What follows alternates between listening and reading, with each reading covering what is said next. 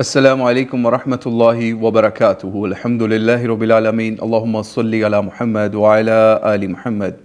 सीरतुन नबी सल्लल्लाहु अलैहि वसल्लम की क्लास नंबर 90 के साथ आज हम आपके साथ हाजिर हैं और हज्जतुल वदा का समझ लीजिए पार्ट 5 इस वक्त हम कवर करने जा रहे हैं। लास्ट क्लास में हमने हदीस जाबिर स्टार्ट की थी, यानी जो सही मुस्लिम की 1218 नंबर या 2950 नंबर रवायत थी, उसको हम बयान कर रहे थे, जिसके अंदर नबी अलैहिस्सलाम के हज का सफ़र शॉर्टली बयान किया गया था, बल्कि शॉर्टली भी और साथ साथ समझ लीजिए कुछ डिटेल्स के साथ भी। तो उसी के ऊपर हम वापस चलते हैं और उसके अंदर हम समझ लीजिए नबी अलैहिस्सलाम के हज के सफ़र में जब हम उस हदीस के अंदर अरफ़ात तक पहुँचते हैं कि नबी अलैहिस्सलाम जब अरफ़ात के मैदान में पहुँचते हैं तो वहाँ पे नबी अलैहिस्सलाम ने वहाँ पे अपना खैमा लगवाया और वहाँ पे उतरे। और जब नबी अलैहिस्सलाम ने वहाँ पे देखा कि आफ़ताब या सूरज जो है वो उसका एक ख़ास मुकाम आ गया है, तो नबी अलैहिस्सलाम ने हुक्म दिया कि आपकी जो ऊँटनी है कस्वा, उसको समझ लीजिए साइड पे कसा गया और नबी अलैहिस्सलाम उस वादी यानी अरफा की वादी के बीच में पहुँचे और नबी अलैहिस्सलाम ने वहाँ पे खुतबा पढ़ा। वो क्या खुतबा था? बड़ा इम्पॉर्टेंट खुतबा है, उसको गौर से सुनिएगा। ये समझ लीजिए ऐसा खुतबा है कि जब नबी अलैहिस्सलाम समझ लीजिए अपने समझ लें पहले और आखिरी हज के ऊपर लोगों की एक बहुत बड़ी तादाद से मुलाकात भी कर रहे हैं और उस वक्त उनको वो बातें बतानी हैं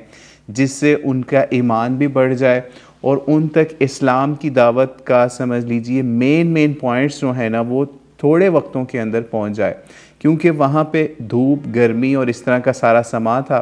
तो समझ लीजिए इसलिए वहाँ पे ख़ुतबा भी शॉर्ट करने वाला मामला ये तो समझ लीजिए फ़ितरी अमल था। और नबी अलैहिस्सलाम अपनी उम्मत का भी बहुत ख्याल रखते थे, तो आप खुद सोचिए वहाँ पे उम्मत धूप में हो और नबी अलैहिस्सलाम उनका ख्याल ना रखें। तो खैर कुछ रवायतों के अंदर लंबा खुतबा भी है, कुछ में मुख्तलिफ है, लेकिन अल्फाज कमोबेश यही आते हैं जो हम सही मुस्लिम से 1218 नंबर रवायत से आपके सामने पढ़ने जा रहे हैं। तो नबी अलैहिस्सलाम ने क्या खुतबा दिया? नबी अलैहिस्सलाम ने फरमाया, इसका मफ़हूम है कि तुम्हारे खून और अमवाल एक दूसरे पर हराम हैं जैसे आज के दिन की हुर्मत है।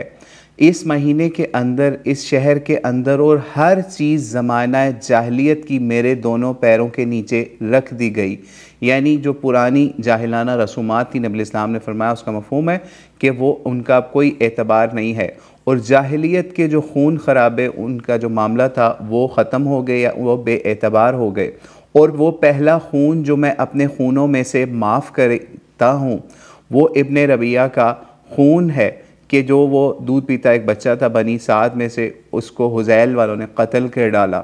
और नबी इस्लाम ने समझ लें उस खून का जो उनके नबी इस्लाम के हरीफ़ों का समझ लीजिए बहाया गया था, नबी इस्लाम ने उसकी माफ़ी का भी ऐलान फरमाया ताकि उस एक खून की वजह से मज़ीद जो है खून ना बह सकें और पुराने जितने भी इस तरह के हिसाब किताब हैं लोगों की आपस में लड़ाई झगड़े के, उनको आज नबी अलैहिस्सलाम ने सिफ़र कर दिया इस खुतबे के ज़रिए से। ठीक है, क्योंकि आपको पता है कि पहले अरबों के अंदर जो लड़ाई झगड़े होते थे उसके अंदर एक खून के बदले कितने कितने लोगों को समझ लीजिए उसका शख्साना भुगतना पड़ता था। और आजकल भी ऐसे ही होता है कि एक बंदे की गलती होती है या एक बंदा मारा होता है, उसकी पीछे पूरा समझ लीजिए कबीला या पूरी जो है ज़ातें बरादरियाँ उनको उसको भुगतना पड़ जाता है। खैर नबी अलैहिस्सलाम ने ये खूनों को या पुराने जो भी इस तरह के हिसाब किताब थे उनको ख़त्म करने का ऐलान किया। और फिर नबी अलैहिस्सलाम ने एक बहुत इंपॉर्टेंट जो फाइनेंशियल मैटर था, यानी जो ज़माना जाहिलियत का चल रहा था, उसको फरमाया कि जिस तरह से ज़माना जाहिलियत का सूद था उसको भी सब ख़त्म कर दिया गया या छोड़ दिया गया। यानी अब कोई बंदा बढ़ा चढ़ा के सौदे के ऊपर पैसे के ऊपर वो सौदे के ऊपर पैसा नहीं लेगा, यानी सूद वाला मामला नहीं करेगा। और नबी इस्लाम ने फरमाया उसका मफ़हूम है कि यहाँ जो सबसे पहला सूद जो हम यहाँ पे अपने सूद जितने भी उनके ख़ानदान के थे नबी अलैहिस्सलाम के रिश्तेदारों के, उनको भी ऐलान किया कि उनको भी हम ख़त्म करने का ऐलान करते हैं। और अब्बास बिन अब्दुल मुत्तलिब का सूद है उसको भी आप सबको माफ़ कर दिया गया है। यानी ये चूँकि कर्ज़ दिया करते थे या पता ही चलता है कि उनका भी कर्ज़ों का कोई ऐसा मामला था कि कर्ज़ के ऊपर फिर सूद की वसूलियाँ और इस तरह का काम होता था जैसे आज मॉडर्न दौर के अंदर बैंक ने उसकी मुख्तलिफ़ किस्में जारी रखी हुई हैं और कुछ आम लोगों ने भी, ठीक है। तो ये उनको समझ लेना चाहिए कि नबी अलैहिस्सलाम ने उस सूद को किस तरीके से ग्रेजुअली भी ख़त्म किया, हम सीरत की पुरानी क्लासेस के अंदर बता भी चुके हैं। और यहाँ पे मज़ीद चूँकि सारे कबीले या कबीलों की बड़ी नुमाइंदगी वहाँ पे है और मुसलमानों का बड़ा वहाँ पे समझ लीजिए मजमा है, और वो हज करने आए हैं और नबी अलैहिस्सलाम का दीदार करने भी आए हैं और देखने भी आए हैं। तो क्योंकि बहुत सारी दुनिया ने नबी अलैहिस्सलाम को इस वक्त नहीं देखा हुआ था, क्योंकि दूर दराज के इलाकों के अंदर जब इस्लाम पहुंचा तो फिर इसीलिए नबी अलैहिस्सलाम ने फिर ऐलान भी किया था कि अगले साल इस तरीके से मैंने हज पे आना है और फिर जिन जिन लोगों ने तैयारी करनी है वो भी आ जाए। तो खैर नबी अलैहिस्सलाम ने सूद का मामला भी, फाइनेंशियल मैटर्स भी यहाँ इस खुतबे के ज़रिए से ख़त्म किए। और यहाँ पे एक चीज़ और समझ लीजिए कि ये जो फाइनेंशियल मैटर्स को ख़त्म करने वाली बात है, यानी सूद वाले मामलात की, इससे भी ये पता चलता है कि गवर्नमेंट, हुकूमत, रियासत, सियासत, हर चीज़, माशरत, हर चीज़ नबी अलैहिस्सलाम के हाथ में थी। यानी आज अगर कोई उठ के ये बात कह दे कि आप सिर्फ नमाज, रोज़ा, हज, ज़कात पे रहें, आपको सूद, जो बैंकों में सूद लिया जा रहा है, फाइनेंशियल मैटर्स हैं, ज़कात कलेक्शन है, इससे आपका कोई लेना देना नहीं है, तो उसको फिर इस्लाम को सही समझ ही नहीं सका वो बंदा। यानी कहाँ नबी अलैहिस्सलाम लोगों की अदालत के फ़ैसले भी इस खुतबे के ज़रिए से कर रहे हैं, रियासत के अंदर फाइनेंशियल मैटर्स के भी मसले जो हैं यहाँ पे सॉल्व कर रहे हैं इस खुतबे के ज़रिए से। तो आप क्या आज सोच सकते हैं कि मुसलमानों का कोई एक ऐसा लीडर हो जो कि इस तरीके से मुसलमान उम्मत के फ़ैसले कर रहा हो? आपको ऐसा मामला अभी नज़र नहीं आएगा, क्योंकि मुसलमानों का वो सिस्टम जो है खिलाफत का, रियासत का, या मुसलमानों की एक यूनिटी का, वो ख़त्म हो चुका है। तो अल्लाह ताला से दुआ किया करें कि अल्लाह ताला उस सिस्टम को दोबारा रिवाइव करे कि इस तरीके से जुम्मे जो खुतबा होगा हज का, उसके अंदर भी हमारा जो अमीर होगा, इमाम होगा, या बड़ा होगा, या खलीफा होगा, या फिर जो भी हेड ऑफ़ मुस्लिम स्टेट होगा या मुस्लिम उम्मा की स्टेट्स का हेड होगा, वो खुतबा दिया करेगा और मुसलमानों के मैटर्स इसी तरीके से सॉल्व करेगा जैसे नबी अलैहिस्सलाम भी इस हज के खुतबे के अंदर मुसलमानों को समझा रहे हैं। खैर नबी अलैहिस्सलाम ने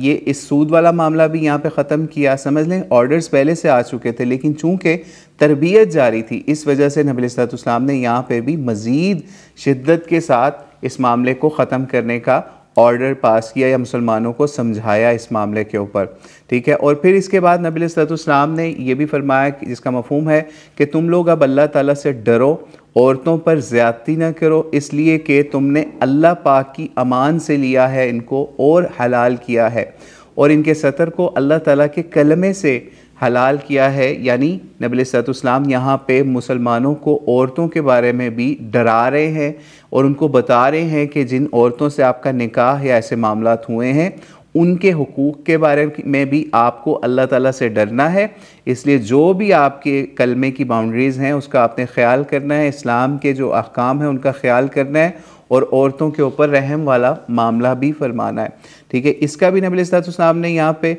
ऐलान किया। और प्लस जो है नबी अलैहिस्सलाम ने यहाँ पे ये भी चीज़ की कि अगर कोई औरतें जो हैं कोई गलत काम करती हैं, यानी फहाशी या उस तरह के मामलात की तरफ जाती हैं और आपकी उस तरीके से हुक्म अदूली के ऊपर फहाशी के मामले के अंदर उनका होता है, तो आपको उनको सज़ा देने का भी बताया गया। लेकिन ये भी साथ बता दिया गया कि आप अगर उनको सज़ा दो तो आप ऐसी सज़ा दो कि जिससे उनको चोट ना लगे, ठीक है। ये भी यहाँ पे बात बिल्कुल वाज़ेह होगी, क्योंकि अरबों के अंदर रवाज था कि औरतों को बहुत मारा करते थे, उस चीज़ को भी नबी अलैहिस्सलाम ने यहाँ पे कंट्रोल किया, ठीक है। यानी सब अरब नहीं ऐसा किया करते थे, जैसे हमें नबी अलैहिस्सलाम की उस्वा हसना से मिलता है कि नबी अलैहिस्सलाम ने कभी भी अपनी किसी बीवी के ऊपर भी, बेशक जितनी भी हुक्म अदूली हो जाए, उसके ऊपर कभी भी उनको मारने का या कोई ऐसा मामला नहीं किया, ठीक है। तो हालांकि ऐसे ऐसे मामलात आए, जैसे हमने कुछ क्लासेस पीछे आपको बताया था, नबी अलैहिस्सलाम की एक ज़ौजा ज़ैनब, उन्होंने जो हज़रत सफ़िया बिनते हुयई इब्न अख्तब को एक ऊँट देने के मामले के ऊपर जो है नबी अलैहिस्सलाम की बात के ऊपर कहा कि मैं इस यहूदिया को क्या ऊँट दूँ, ठीक है। हम शॉर्टली अभी बता रहे हैं, जिनको वो चाहिए हो हमसे वो डिमांड कर ले, हम उस एपिसोड का लिंक उनको भेज देंगे। गालिबन 83 नंबर क्लास में गालिबन था। तो नबी अलैहिस्सलाम ने उसके ऊपर भी उनको मारा नहीं, बल्कि 2 महीने से ऊपर उनसे क़ता कलामी वाला मामला या उनसे बातचीत बंद कर दी। फिर बाद में ये मामला सॉल्व भी हो गया, ठीक है, ये रवायत के अंदर ये मामला मिलता है। कुछ लोगों ने उसको सही, कुछ ने हसन, कुछ ने ज़ईफ़ के दर्जे में भी गर्दाना है। खैर, नबी अलैहिस्सलाम से ने इसलिए वहाँ पे मर्दों की भी तरबियत का मामला किया, घरों की भी तरबियत का मामला किया। आप ये सोचिए नबी अलैहिस्सलाम की हिकमत का पैमाना कि नबी अलैहिस्सलाम वहाँ पे कबीलों की भी बात कर रहे हैं कि आपस के खून झगड़े ख़त्म हो, फाइनेंशियल मैटर्स की भी बात कर रहे हैं, सूद और इस तरह के मामला जो हराम वाले हैं उनको ख़त्म कर रहे हैं, और फिर घरों के अंदर की भी बात कर रहे हैं कि आपने अपनी ख़वातीन के साथ अच्छा सलूक करना है और उस मामले में अल्लाह ताला से डरने वाला मामला आपने करना है, जिन औरतों से ख़ास तौर पे आपका निकाह वाला मामला है। तो ये समझ लीजिए नबी अलैहिस्सलाम की हिकमत का लेवल कि नबी अलैहिस्सलाम इतने बड़े मजमे से ख़िताब फरमा रहे हैं और उनको समझा रहे हैं ताकि उनके घर, उनकी सियासत, रियासत, उनकी फ़ाइनेंशियल मैटर्स, हर चीज़ को नबी अलैहिस्सलाम उनकी तरबियत कर सकें। ठीक है, तो ये भी, इससे भी हमें समझना चाहिए काफ़ी चीज़ें जो सीरत की हम पढ़ रहे हैं। ये सिर्फ ये नहीं है कि हम इन खुतबों को पढ़ के गुजर जाएं, बल्कि इनको अपने ऊपर इम्प्लीमेंट करने की हमें कोशिश करनी चाहिए जब जब हम इन मामलात के ऊपर जाएं। ठीक है, फिर इसी तरीके से नबी अलैहिस्सलाम ने यहाँ पे उनके जो औरतें हैं उनके हकूक़ का भी बताया कि आपके ऊपर इनका जो है रोटी, कपड़ा और ये चीज़ें जो है, रहन सहन का मामला जो है, वो भी आपने इनका अच्छे दस्तूर के हिसाब से करना है। ठीक है, और फिर नबी अलैहिस्सलाम ने फरमाया, जिसका मफ़हूम है कि तुम्हारे दरमियान में एक ऐसी चीज़ छोड़ के जा रहा हूँ, अगर तुम इसे मजबूती से पकड़े रखोगे तो कभी गुमराह ना होगे, और वो है अल्लाह की किताब। और तुमसे सवाल होगा क़यामत के दिन, और मेरा ये पूछा जाएगा, यानी इस बारे में, किताब के बारे में, या नबी अलैहिस्सलाम ने जो चीज़ें छोड़ी मुसलमानों के लिए उसके बारे में पूछा जाएगा। तो इसलिए नबी अलैहिस्सलाम ने फिर सहाबा से पूछा, या जो मजमा वहाँ पे इकट्ठा था, मुसलमान उम्मत का एक बड़ा हिस्सा इकट्ठा था, तो इस खुतबे के आखिर में फिर नबी अलैहिस्सलाम ने, समझ लें, फिर उन सब से पूछा कि आपसे जब ये मेरे बारे में पूछा जाएगा तो क्या आप गवाही दोगे कि मैंने रिसालत का हक़ अदा कर दिया है, या अल्लाह का पैगाम पहुंचा दिया है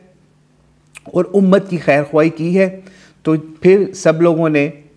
गवाही दी कि हम वाकई गवाह होते हैं इस चीज़ के ऊपर कि इस तरीके से आपने बिल्कुल उम्मत की खैर ख्वाही की है और उम्मत के ऊपर जो है अल्लाह ताला का पैगाम अच्छे तरीके से आपने पहुंचा दिया है। इसके बाद नबी अलैहिस्सलाम ने आसमान की तरफ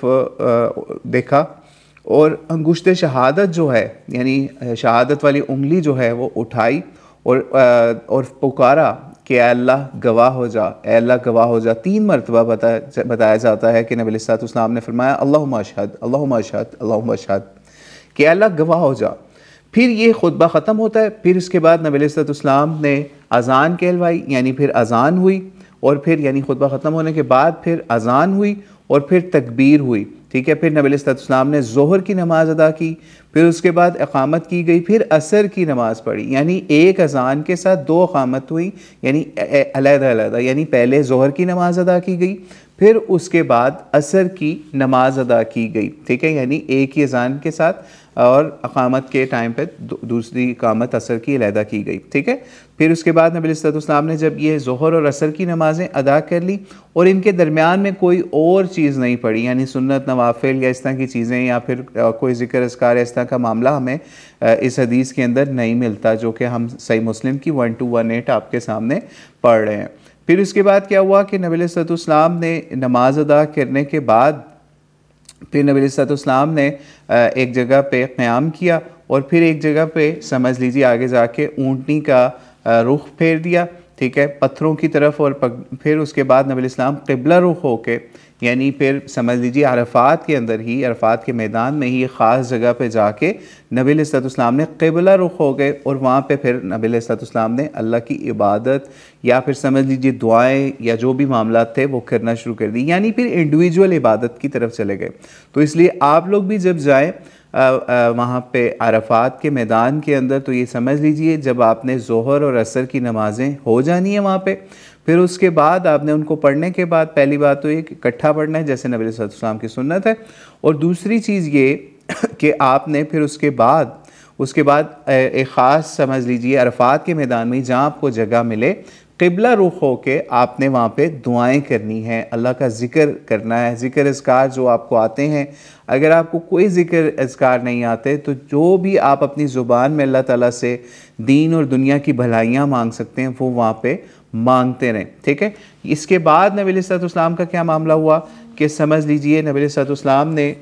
जब मग़रिब का वक्त आया, यानी जब सूरज के गुरूब होने का मामला हुआ, यानी आफ़ताब जो है वो डूब गया और फिर जर्दी थोड़ी थोड़ी सी जाती रही, यानी जो एक मग़रिब का वक्त होता है या फिर सूरज गुरूब होने का मामला शुरू हो जाता है, तो नबी इस्लाम ने फिर सूरज की जब टिकिया भी जो डूब गई तो फिर नबी इस्लाम ने अरफात से समझ लीजिए निकलने का मामला किया और हज़रत उसामा को अपने साथ बिठाया, यानी ऊँट के ऊपर बिठाया पीछे वाली साइड पे, और फिर जो है समझ लें कि नबी इस्लाम ने अपना सफ़र जो है शुरू कर दिया। और यहाँ पे समझ लीजिए कि मग़रिब की नमाज़ नबी इस्लाम ने अरफात के अंदर नहीं पढ़ी, और आप भी जब हज पे जाएं तो आपने वहाँ पे अरफात के अंदर मग़रिब की नमाज़ नहीं पढ़नी, ठीक है। फिर उसके बाद नबी इस्लाम जब अपनी ऊँटनी के ऊपर सवार होकर चलना शुरू हो गए, और फिर नबी इस्लाम जो है चलते चलते लोगों को समझ लीजिए जो रास्ते के अंदर आगे लोग, क्योंकि रश काफ़ी था, तो नबी इस्लाम उनको सकीनत का भी कह रहे थे और उनको यही फरमा रहे थे कि आराम से आसानी के साथ आप चलें, ठीक है। तो इसलिए आप भी जब वहाँ पे हज पे जाए तो ये भी चीज़ ज़हन में रखें कि कोई जल्दबाजी नहीं करनी, भाग दौड़ नहीं करनी वहाँ पे कि आपने स्पीड आपने आगे मुज़दलिफ़ा पहुँचना, नहीं, बल्कि सकीनत के साथ, जिस तरह नबी इस्लाम ने अपने वहाँ पे काफ़िले वाले लोगों को कहा कि सकीनत के साथ और आराम आसानी सब्र के साथ आपने चलना है, तो फिर नबी इस्लाम इस तरीके से चलते गए और यहाँ तक कि फिर आप मुज़दलिफ़ा पहुँच गए, ठीक है। जब आप मुज़दलिफ़ा पहुँच गए तो वहाँ पे नबी इस्लाम ने फिर मग़रिब और इशा की नमाज़ पढ़ी, और वो भी इसी तरीके से पढ़ी कि एक ही अज़ान हुई, यानी एक अज़ान कही गई, फिर उसके बाद मग़रिब की नमाज़ अदा की गई, फिर उसके बाद इशा की नमाज़ अदा की गई, ठीक है। और इस मग़रिब और इशा के फ़र्ज़ों के दरमियान में भी कोई नहीं मिलता कि नबी इस्लाम ने वहाँ पे सुन्नत और नवाफ़िल इस तरह की चीज़ें कोई अदा की हो, ठीक है। फिर नबी इस्लाम ने फिर इसके बाद समझ लीजिए उसके बाद फिर वहाँ से भी समझ लीजिए आगे चले, और यानी वहाँ पे समझ लीजिए मग़रिब की इशा की नमाज़ अदा करने के बाद आपने भी, और यहाँ पे नबी इस्लाम का भी जो है हमें सही मुस्लिम के अंदर भी मिलता है 1218 के अंदर या दीगर रवायात के अंदर, कि फिर नबी इस्लाम ने वहाँ पे क़याम किया, ठीक है। यानी सारी रात जो है वो मुज़दलिफ़ा के अंदर क़याम किया, ठीक है। और फिर मुज़दलिफ़ा से फिर नबी इस्लाम जो है समझ लीजिए दोबारा फिर मिना की तरफ किस वक्त आए, जिस वक्त समझ ले जिस वक्त सुबह का वक्त हुआ, यानी फ़जर का वक्त होता है, ठीक है। आप नबी इस्लाम ने रेस्ट किया सारी रात, जो है बताया जाता है नबी इस्लाम ने कोई नवाफिल कोई ऐसा मामला नहीं किया या तहज्जुद का मामला नहीं किया, बल्कि नबी इस्लाम ने फिर आराम किया सारी रात यहाँ पे मुज़दलिफ़ा में, समझ लीजिए, ठीक है। फिर इसके बाद जब नबी इस्लाम के ऊपर फ़जर तुलू होती है, यानी फ़जर की नमाज़ होती है या अज़ान होती है, उसके बाद नबी इस्लाम जो है उस देखते हैं सारे मामलात, और फिर फ़जर के वक्त के बाद जो है अज़ान और तकबीर के साथ फिर नमाज अदा की जाती है। फिर नबी इस्लाम मशअरुल हराम की तरफ आते हैं, ठीक है। ये वही मकाम है जिसमें जिस जगह पे नबी इस्लाम जिस वक्त हज के लिए मिना से अरफात की तरफ जा रहे थे, तो उस वक्त हज अरफात जाते हुए बिल्कुल नहीं रुके, ठीक है। तो ये भी चीज़ समझ लीजिए कि आपने भी जाते हुए नहीं रुकना, जब आप वापस आ रहे हैं, यानी अरफात से वापस मिना के रास्ते के अंदर जब आप मुज़दलिफ़ा क्रॉस करने के बाद या उसके साथ समझ लीजिए मशअरुल हराम आए, तो फिर वहाँ पे आपने जो है वो ज़रूर वहाँ पे रुके। और नबी इस्लाम भी फिर मशअरुल हराम आए, ठीक है। ये समझ लीजिए यहाँ पे मशअरुल हराम में फिर वहाँ पे क़िबला की तरफ नबी इस्लाम ने रुख किया और अल्लाह ताला से दुआ की, और अल्लाहु अकबर ला इलाहा इल्लल्लाह और तौहीद की पुकार वहाँ पे की, ठीक है। फिर उसके बाद समझ लीजिए फ़जर के बाद जो है मज़ीद रोशनी जो है वो ज़ाहिर हो गई, तो फिर नबी इस्लाम वहाँ से भी क़ब्ल तुलूए आफ़ताब, यानी समझ लें सूरज निकलने से पहले नबी इस्लाम वहाँ से फिर मज़ीद निकले। और फिर इस वक्त पहले तो हज़रत उसामा को अपने साथ बिठाया था, ये अपने साथ रखा हुआ था। फिर उसके बाद हज़रत फ़ज़ल बिन अब्बास बिन अब्दुल मुत्तलिब, फिर ये उनको अपने साथ बिठा लिया, ठीक है, ये नबी सल्लल्लाहु के साथ जा रहे थे और फिर यहाँ पे समझ लें बताया जाता है नौजवान थे, ठीक है, और या जवान की तरफ इनका मामला हो रहा था। तो फिर एक ग्रोह जो है ना औरतों का बताया जाता है, वो भी वहाँ से गुजरा। तो नबी सल्लल्लाहु से वहाँ पे एक औरत जो है उसने नबी सल्लल्लाहु से सवाल भी किया। इस सवाल का जिक्र तो इस रवायत के अंदर जो सही मुस्लिम के अंदर 1218 के ऊपर है उसका नहीं जिक्र आता, इस जो रवायत हम करंटली पढ़ रहे हैं। लेकिन ये औरत जब वहाँ से गुजरी ना, यहाँ पे नबी सल्लल्लाहु से मुलाकात के लिए आई, तो जो फ़ज़ल इब्न अब्बास थे ना, यानी समझ लें फ़ज़ल बिन अब्बास जो अभी छोटे थे, तो ये उस औरत या लड़की की तरफ देखना इन्होंने शुरू कर दिया, जो जवान औरत थी या लड़की थी। तो नबी सल्लल्लाहु ने क्या किया कि इनका जो हज़रत फ़ज़ल का चेहरा था ना, वो दूसरी तरफ हाथ से फेर दिया। यानी ये समझ लीजिए कि इससे भी हमें नबी सल्लल्लाहु का मामला ये पता चला कि नबी सल्लल्लाहु इस तरीके से अगर कोई औरत की तरफ देख रहा है नौजवान लड़का, तो उसकी तरबियत के लिए नबी सल्लल्लाहु ने उनको कुछ बोला नहीं, सिर्फ उनका अपने हाथ से या इशारे से, हाथ के इशारे से उनका चेहरा दूसरी तरफ फेर दिया, ताकि उनको ये समझ आ जाए कि वो एक औरत है या नौजवान औरत है। आपको उसको इस तरह टिकटिकी बांध के देखना जो है वो गलत है। इससे भी पता चला कि जिस तरीके से हमारे स्कूल कॉलेजेस के अंदर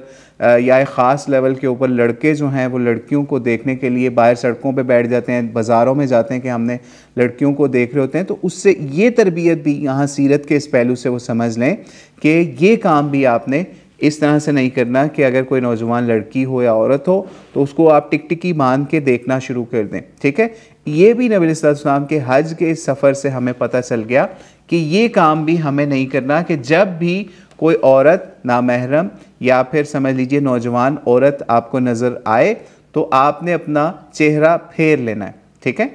तो ये भी एक नबी सल्लल्लाहु के हज से हमें ये मामला पता चलता है। और दीगर रवायतों से हमें एक चीज़ और भी पता चलती है, यानी कि ये औरत कौन थी, ठीक है, जिसको हज़रत फ़ज़ल बिन अब्बास देख रहे थे। तो मुस्नद अहमद की रवायत से पता चलता है, या और किताबों के अंदर भी रवायतें आती हैं कि ये एक असल में एक औरत थी, ये नबी सल्लल्लाहु अलैहि वसल्लम से सवाल करने आई थी। सवाल क्या करने आई थी कि इसने सवाल पूछा नबी सल्लल्लाहु अलैहि वसल्लम से कि मेरा जो है ना वालिद जो है वो बहुत बूढ़े हैं और वो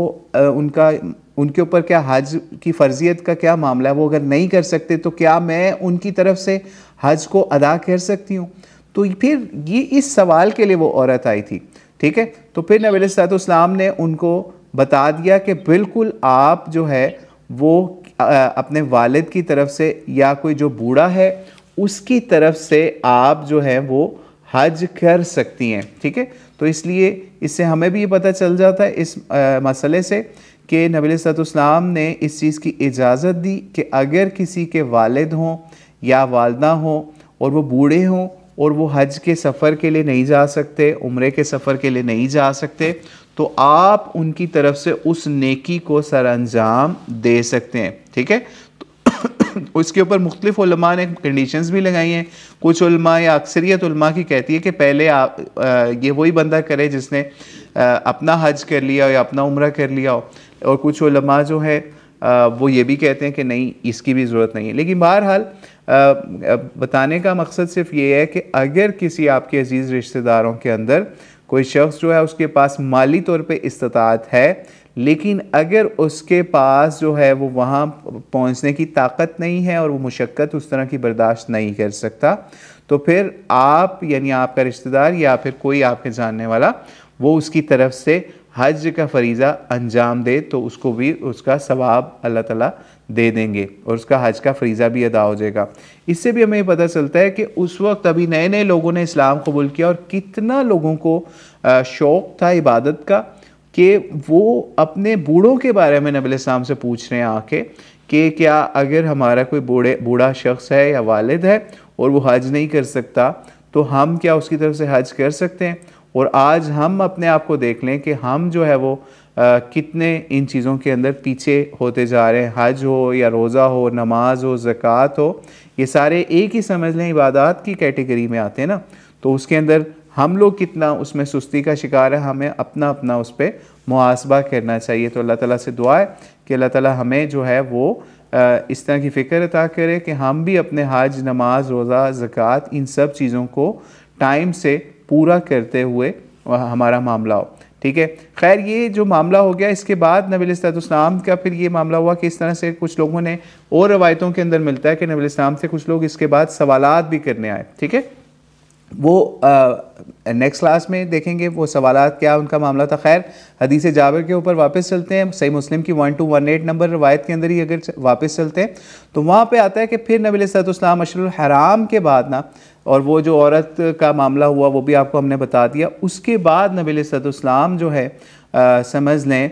वहाँ से बतौन मुहसर से पहुँचे और आगे चल के नबी अलैहिस्सलाम ने एक बीच की राह ली और वहाँ से जमरा कुबरा पर जा निकले, ठीक है। और यहाँ तक कि इस जमरा के पास आए जो दरख्त के पास है,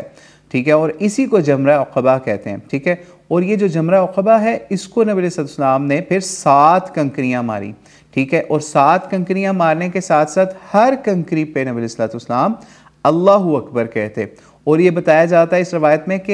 ये जो कंकरियाँ थी इनका साइज़ या ऐसा था कि जो चुटकी से भी मारी जा सकती, यानी इसका मतलब है छोटे साइज़ की थी, या जो दाने के बराबर, चने के दाने के बराबर भी अक्सर लोग इसकी तशरीह कर देते हैं, ठीक है। फिर उसके बाद नबी अलैहिस्सलाम ने ये जब कंकरियाँ मारी और फिर यानी ये समझ लीजिए मिना और अरफात और मुज़दलिफ़ा इनको क्रॉस करने के बाद अब जमरात वाली साइड में आया। यहाँ पे एक चीज़ समझ लीजिए कि नबी अलैहिस्सलाम ने इसको जो कंकरियाँ मारने का मामला किया ना, जो यहाँ पे बताया गया कि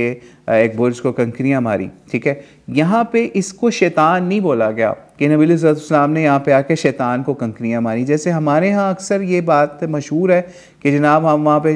इमोशनल भी हो जाते हैं, कुछ लोग वहाँ पे जूतियाँ मारने लग जाते हैं, कुछ लोग जो है वो कोई और चीज़ें मारने लग जाते हैं और वहाँ पे कहीं कोई फ़नी काम करने लग जाते हैं। तो ये सब चीज़ें आपके हज को ख़राब करने वाली हैं। जो सुन्नत तरीका है आपने वो उसको ही बजा लेके आना, और ना वहाँ कोई शोबदाबाजी करनी है। जैसे पिछले साल या कुछ अक्सर सालों में जब से सोशल मीडिया का ज़माना आया तो लोगों ने बड़े बड़े वहाँ तमाशे शुरू कर दिए। किसी ने अपनी स्टिक लेके तो उसको गन की तरह पॉइंट करके तो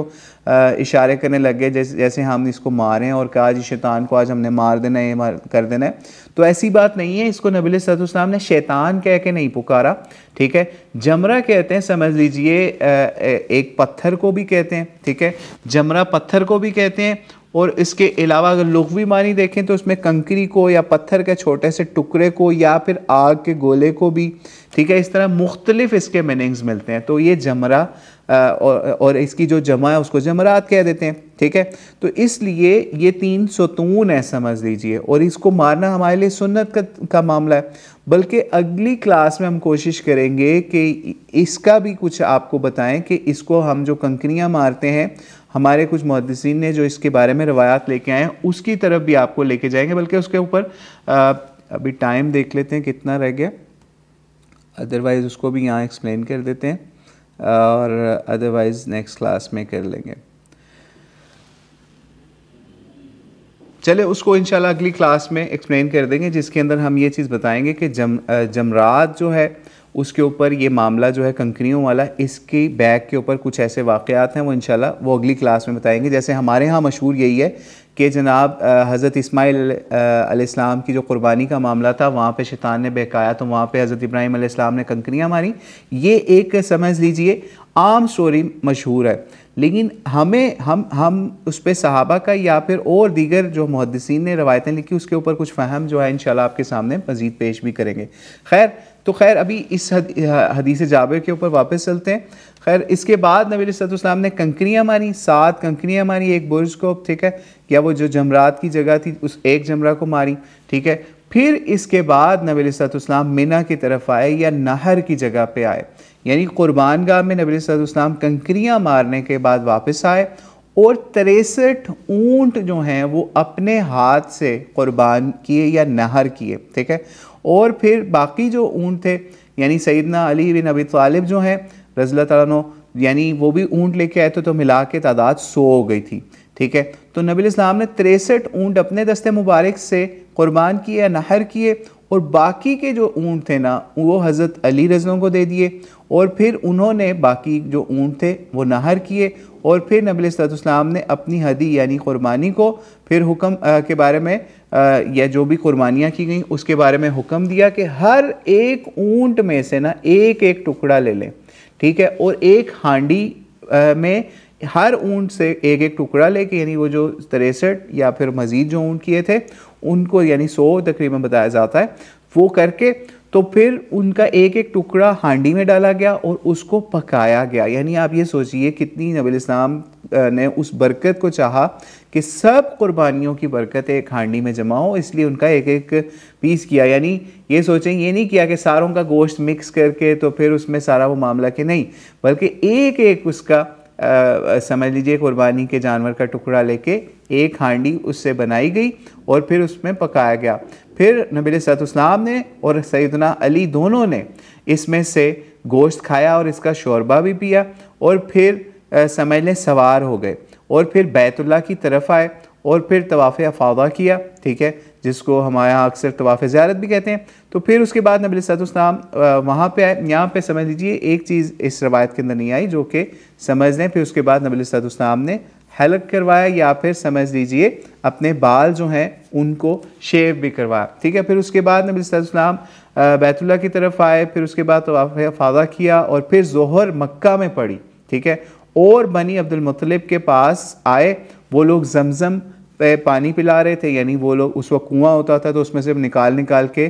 नबी इस्लाम की फैमिली के लोग जो बनी अब्दुल मुत्तलिब के थे वो पानी पिला रहे थे, जमज़म पिला रहे थे लोगों को। और नबी इस्लाम ने फिर फरमाया कि पानी जो भरवाने वाले थे ना उनको, फिर नबी इस्लाम ने फरमाया कि अगर मुझे ख्याल ना होता कि लोगों की भीड़ तुम्हें पानी भरने ना देगी तो मैं भी तुम्हारे इस काम में शरीक होता। यानी ये सोचिए नबी इस्लाम अगर ख़ुद शरीक हो जाते तो फिर समझ लें लोगों के लिए वहाँ पे चूँकि नबी सल्लल्लाहु से प्यार था लोगों को, तो फिर ज़्यादा वहाँ भीड़ लग जानी थी और फिर बाद में भी मसला होना था कि लोगों ने फिर ये इस मामले को और सुन्नत के तौर पे करने लग जाना था, तो बड़ा मुश्किल हो जाता फिर इस चीज़ को। तो इसलिए नबी सल्लल्लाहु ने फिर समझ लें कि वहाँ से डोल से पानी पिया और नबी सल्लल्लाहु ने समझ लें यहाँ पे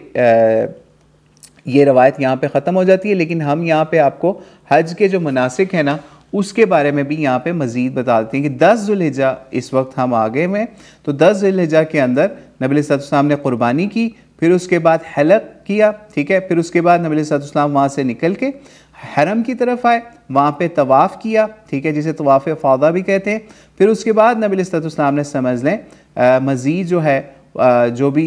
हज के मनासिक हैं उनको अदा किया। जैसे मिसाल के तौर पे जब आपने वहाँ पे तवाफ़ ज़ियारत करनी है, यहाँ पे तवाफ़ अफ़ादा करना है, उसके बाद आपने क्या करना है यहाँ पे, क्योंकि रवायत के अंदर नहीं है लेकिन आपको हज का यहाँ पे कंप्लीट तरीका जो है वो यहाँ पे उसको कंप्लीट कर लेते हैं कि फिर उसके बाद आपने क्या करना है, वहाँ पे तवाफ़ करने के बाद या फिर समझ लीजिए एहराम से निकल के हज का तवाफ़ करना। यानी वापस अगर देखें कि जिस वक्त आपने कटिंग करवा दी, यानी आपने क़ुरबानी करने के बाद हलक करवा दिया या टेंड करवा दी, तो फिर उसके बाद आप एहराम की उस तरह की पाबंदियों से निकल गए और आपने नए कपड़े पहने, बेशक आप खुशबू लगाएं। अब उसके बाद आप जो है यानी एहराम की जो बड़ी पाबंदियाँ उससे तो निकले हैं लेकिन ख़ास किस्म की, ठीक है। अब उसके बाद आप जो है नॉर्मल कपड़े पहन के खुशबू लगा के, ठीक है, नहा धो के, और अब आपने नॉर्मल कपड़ों के अंदर वहाँ पे हरम आए हैं और वहाँ पे एहराम से निकल के हज का वहाँ पे अब अभी भी आप हज का पार्ट कर रहे हैं, हज के मनासिक के अंदर अभी चल रहे हैं, फिर आपने वहाँ पे हज का तवाफ़ करना है, ठीक है। ये भी समझ लीजिए इसके लिए आप अपने होटल वगैरह पे भी जाके वहाँ पे, यानी आप जब क़ुरबानी का पता चल गया हो गई, फिर उसके बाद आपने अपनी कटिंग करवा ली या टेंड करवा ली, उसके बाद फिर वहाँ से निकल के आप होटल जाके नहा धो के अच्छे कपड़े पहन के फिर आप जो हैं हरम जाएं और वहाँ पे फिर आप तवाफ़ करें, जिसको तवाफ़ अफ़ादा कहते हैं। फिर तवाफ़ अफ़ादा करने के बाद जो है ना समझ लें वही मामला करना है, यानी वही मकाम इब्राहीम की सीट के अंदर आपने 2 नफल भी अदा करने हैं। फिर उसके बाद फिर वही मामला जो उम्रे के अंदर किया था वो करके फिर उसके बाद मकाम इब्राहीम के बाद वो अमल करके, यानी फिर समझ लें हजर अस्वद का बोसा नहीं होता तो आप उसकी सीट में आके अल्लाह अकबर कह के या बिस्मिल्लाह अल्लाह अकबर कह के फिर आप सफ़ा मरवा की सही की तरफ चले जाते हैं। फिर आपने सही करनी है वहाँ पे नॉर्मल कपड़ों के अंदर, ठीक है। पहले जो आप उम्रे की सही करते हैं वो तो आप एहराम के अंदर करें, लेकिन अब ये हज के तवाफ़ की सही है तो फिर आप हज के तवाफ़ की सही अदा करेंगे, ठीक है। ये अब आपका समझ लें जब आपने हज के तवाफ़ की सही कर ली तो अब समझ लें आपका हज का एक पार्ट मुकम्मल हो गया। अब इसके बाद हज के आखिरी सिर्फ 2 पार्ट रह जाएंगे। वो क्या कि अब आप मिना में जाएंगे, मिना में क़याम करेंगे सिर्फ 11 और 12 और 13 ज़िलहिज्जा, ठीक है। ये इन 3 दिन के अंदर आपने जो है तरतीब के साथ 3 जो होंगे ना जमरात, ठीक है, जिनको आम लोग शैतान कहते हैं लेकिन हम उसे जमरात कहते हैं क्योंकि नबी इस्लाम ने उसको शैतान नहीं कहा, तो इस वजह से हम भी उसको जमरा या जमरात ही कहते हैं। फिर 11, 12 और 13 को 3 दिन आपने कंकरियाँ मारनी है। और अक्सर लोग या फिर ज़्यादा ये क्योंकि उम्मत की आसानी के लिए कहा गया कि अगर आप चाहें तो 11, 12 को जो है वो कंकरियाँ मार के भी अपना हज ख़त्म कर सकते हैं, लेकिन अगर 13 को भी आप कंकरियाँ मारेंगे तो वो अफजल है या बेहतर है, ठीक है। फिर उसके बाद आपने जब ये आपका हज यहाँ पे कंप्लीट हो गया और अब जो है ये मामला होगा कि आपने जब अपना सफ़र ख़त्म करना है, यानी मक्के से अब जब आप अपने वतन को वापस जाएंगे या फिर समझ लीजिए आपने सऊदीया से निकलना है या मक्के से निकलना है, तो अब आप हज का इसको भी पार्ट समझा जाता है कि अब आपने अलविदाई तवाफ़ यानी आखिरी समझ लीजिए अलविदा करने के लिए तवाफ़ विदा करना है, ठीक है। यानी जैसे नॉर्मल तवाफ़ होता है, नॉर्मल कपड़ों में हज की या ihram की पाबंदियों से आप पहले निकल चुके हुए हैं, अब सिर्फ आप जो है वो हज के सफ़र को ख़त्म करने के लिए अलविदाई तवाफ़ कर रहे हैं। तो ये समझ लें हज के आपका मुनासिक जो है वो पूरे हो जाएंगे। बल्कि हम अगर इसको समराइज़ कर दें, क्योंकि अभी क्लास के कुछ टाइम बाकी है, तो हम इस हज के सफ़र को जो है पहले तो हमने नबी इस्लाम का हज का सफ़र बयान कर दिया,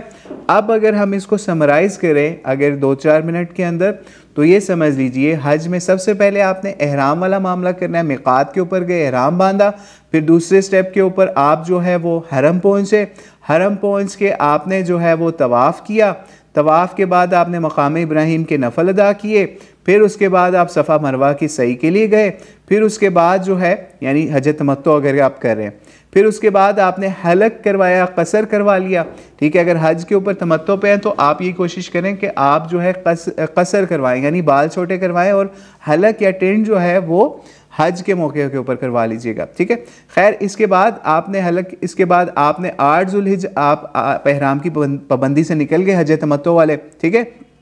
फिर उसके बाद ये उम्रा आपका मुकम्मल हो गया हलक या फिर कसर करवाने के बाद। फिर उसके बाद आप 8 ज़ुल्हिज्जा को मिना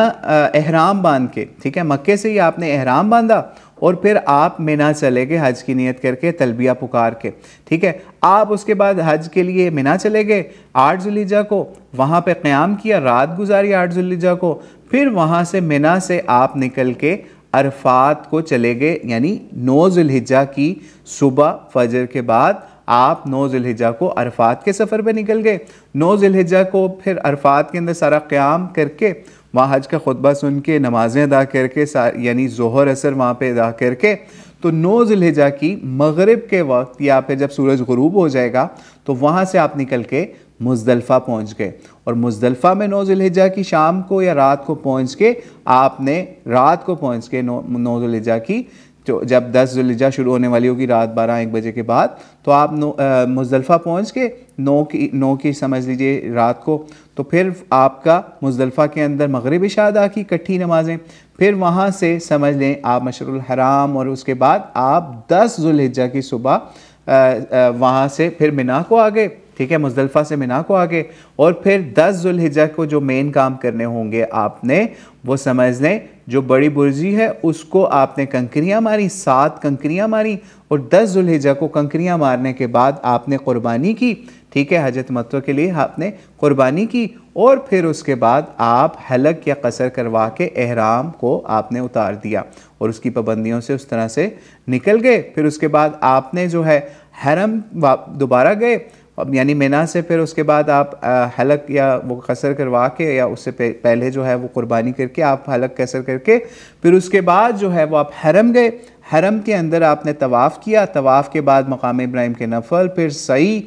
फिर उसके बाद फिर आप क्या ये हज का मामला पूरा हो गया। फिर उसके बाद दोबारा मिना चले गए, 11, 12 और 13 इन 3 दिन में आपने जो तीनों जमरात को कंकरियाँ मारी, और आखिरी आपका तवाफ़ विदा यानी आखिरी जो आपने हज के सफ़र से निकलने के लिए विदाई तवाफ़ कर दिया। तो ये हमने हज को समराइज़ यहाँ पे कर दिया। तो अल्लाह ताला से दुआ है अल्लाह ताला हमें आपको सबको बार बार हज की तौफीक अता फरमाए। और यहाँ पे एक और चीज़ समझ लीजिए, जो हज की क़ुरबानी है उसके अंदर भी नबी अलैहिस्सलाम ने तो बहुत बड़ी क़ुरबानी की, लेकिन ये जो हमारी आम क़ुरबानी होती है जो ईद वगैरह पे या ईद उल अज़हा के ऊपर, वो इससे मुख्तलिफ़ क़ुरबानी है। उसके अंदर हमें ऐसा नहीं मिलता कि नबी अलैहिस्सलाम ने इतनी बड़ी क़ुरबानी की हो। ठीक है, इससे भी हमें ये चीज़ पता चल गई कि जो हज की में क्योंकि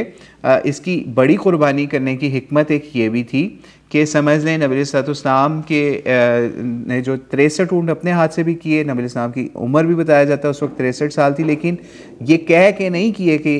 उससे किया है। ठीक है, इसलिए कुछ लोग ये भी चीज़ अपनी तरफ से बना लेते हैं या फिर कहते हैं, या उलमा भी इस तरह की बातें कहते हैं, लेकिन ये चीज़ हमें उस तरह से नबी अलैहिस्सलाम के इरशाद से साबित शुदा नहीं मिलती कि नबी अलैहिस्सलाम 63 ऊँट अपने हाथ से क्यों किए। हालांकि ऊँट ज़्यादा किए, बाकी तो हज़रत अली के हिस्से में आ गए। खैर, असल वजह, असल हिकमत इसकी ये थी कि बहुत बड़ा मजमा था और उनके खाने पीने इन चीज़ों का इंतज़ाम जो है कसरत से चाहिए था। तो नबी अलैहिस्सलाम ने इसीलिए बहुत बड़ी क़ुरबानी की और उसमें से कुछ गोश्त खुद खाया, बाकी सब जो है वो लोगों को दे दिया। और यहाँ पे एक और आसानी का ऐलान भी किया गया, वो ये कि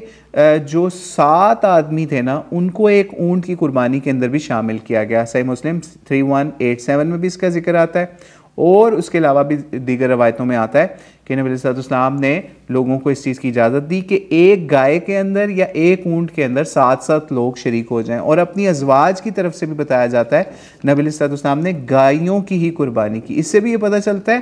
कि जो बंदा भी हज पे जाएगा उसकी अलग कुर्बानी होगी। ठीक है, चाहे वो बच्चा हो चाहे बड़ा हो। बल्कि एक चीज़ और भी मिलती है कि एक औरत ने नबी अलैहिस्सलाम से अपने एक बच्चे को उठा के, एक बच्चे को ऐसे रेज़ किया, उसने उठाया और नबी अलैहिस्सलाम से सवाल किया कि अल्लाह के रसूल, इब्ने माजा के अंदर आता है, ठीक है, 2910 के ऊपर या अबू दाऊद 1736 के ऊपर, कि हज के दौरान एक औरत ने अपना बच्चा बुलंद करके दिखाया और कहा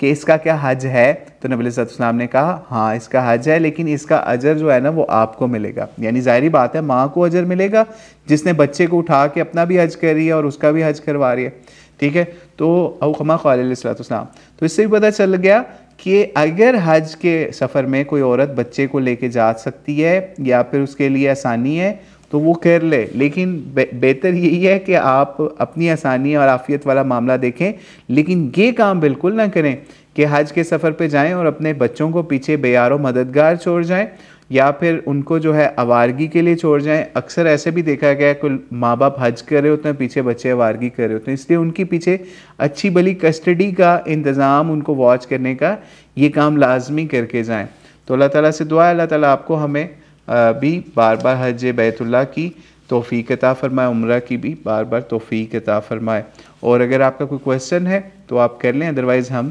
क्लास को एंड करते हैं।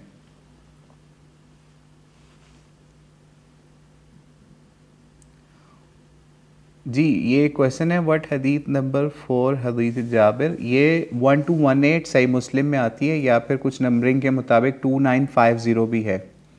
सही मुस्लिम।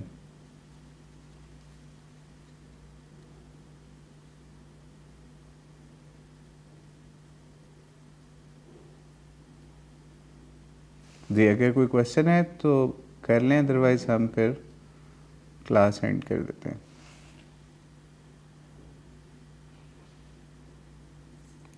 बाकी जो हज की कुछ चीज़ें हैं वो इंशाल्लाह हज के सफ़र से रिलेटेड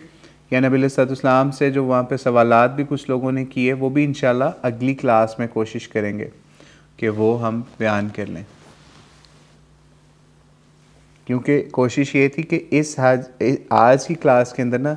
हज के मनासिक का भी बयान हो जाए और नबी अलैहिस्सलाम का जो हज का सफ़र है उसका भी कुछ बयान हो जाए।